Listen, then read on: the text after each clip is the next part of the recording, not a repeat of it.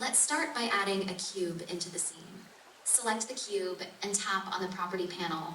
Set 0.94 width, height, and length.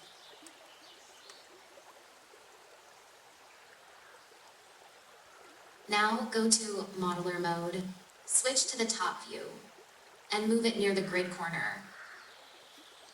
Switch to the right view, and move it near the grid corner. Switch to the perspective view. Select the 3 front polygons and delete them. Tap on the Thicken button to create a shell for the cube.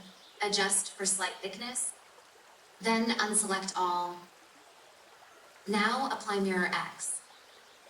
Mirror Y, followed by Mirror Z. Exit to Scene mode. Select the object and tap on the Material panel. Set a color for the object. Next, append lights from another project.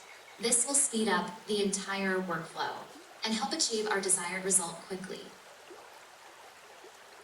Shift zoom the scene to set the FOV around 20. Zoom out until the object is in frame. Finally, press the render button. Wait until the noise level is low, press pause and save the rendered image. That's all for today. Wishing you a nice day.